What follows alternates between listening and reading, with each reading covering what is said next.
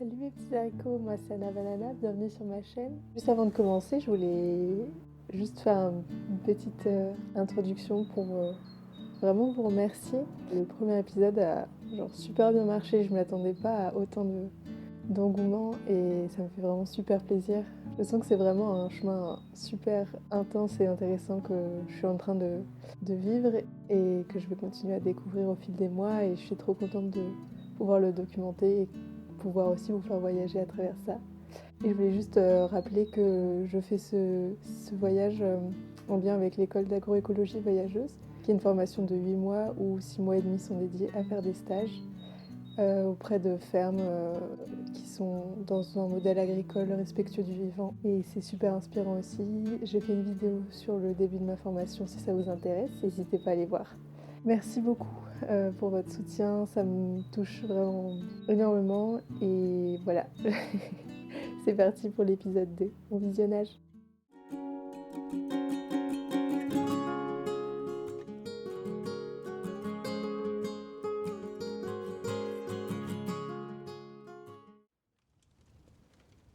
Je suis confortablement installée dans le canapé en face du poêle à bois, dans le petit gîte où m'héberge Astrid, des fermes de Ségur en Corrèze, qui fait partie du réseau de fermes de l'école d'agroécologie voyageuse. Il fait nuit depuis quelques heures dehors, et je sens à l'intérieur de moi l'hiver qui se glisse tout doucement sous ma peau. Tout est paisible, et je fais du crochet. Soudain, des bribes de récits me viennent, des mots pour décrire mon hôte et les lieux sur lesquels je me trouve. Je les laisse passer comme un souffle sur mon esprit, sans trop les retenir. Puis me vient l'idée d'écrire, et de retranscrire plutôt que mes actes en tant que stagiaire, plutôt mes ressentis en tant qu'apprentie paysanne. Astrid, visage d'un paysage. 20 novembre au 28 novembre 2022. Avant de rencontrer Astrid des fermes de Ségur, je me l'imaginais comme cette conteuse de livres pour enfants, Astrid Lindgren, fameuse pour Fifi Brin d'Acier, Les enfants de Boulerbu ou encore Rogna, fille de brigand. Des histoires qui berçaient mon imaginaire d'enfant en soif de vie, en harmonie avec la nature et la terre. En y repensant, je pense que ces récits de cette grande autrice ont fait germer en moi cet idéal paysan, une ruralité douce et bucolique, et empreinte de liberté où j'espérais un jour trouver ma place.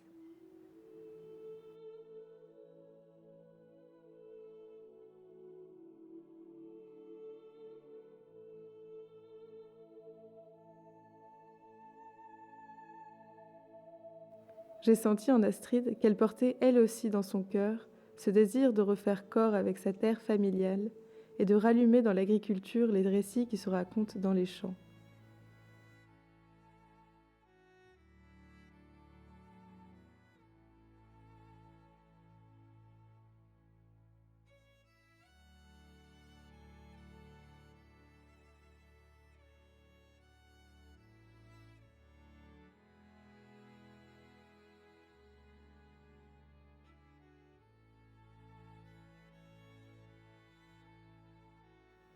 Depuis 2017, elle œuvre pour restaurer l'histoire de sa terre natale qu'est Ségur-le-Château, un village où l'on oublie l'année dans laquelle on se trouve, tellement les traces d'histoires anciennes sont présentes dans les vieilles pierres des maisons et du château, aujourd'hui en rénovation.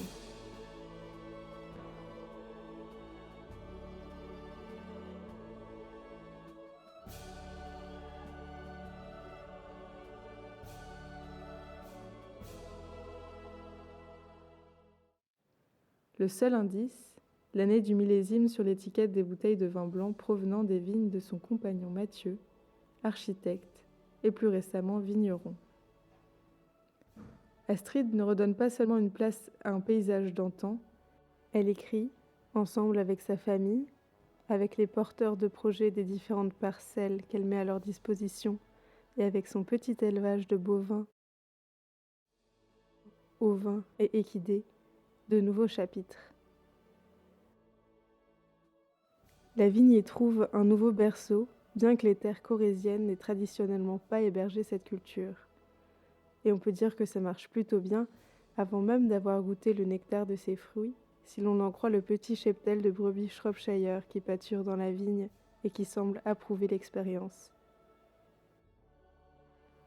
La paysagiste qu'est Astrid ne conçoit plus les paysages sans ces animaux qu'elle laisse pâturer dans de grands prés bordés d'arbres quelques jours avant de les déplacer sur une nouvelle parcelle. Et moi, je ne conçois plus les paysages sans lire en eux l'amour, le soin et l'énergie qu'Astrid y déploie pour restaurer toute la poésie qui habite dans la paysannerie, si seulement on lui laisse le temps de nous conter son histoire.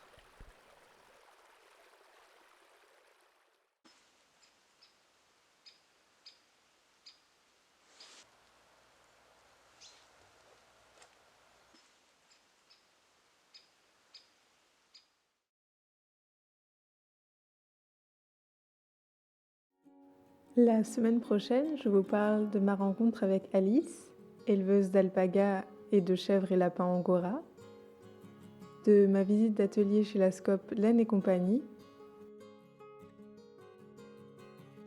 et de mon petit chantier de plantation Saint-Tropique en Dordogne. Si la vidéo vous a plu, n'hésitez pas à vous abonner et à mettre un pouce en l'air. N'hésitez pas non plus à me laisser un petit commentaire, ça me fait toujours super plaisir de vous lire.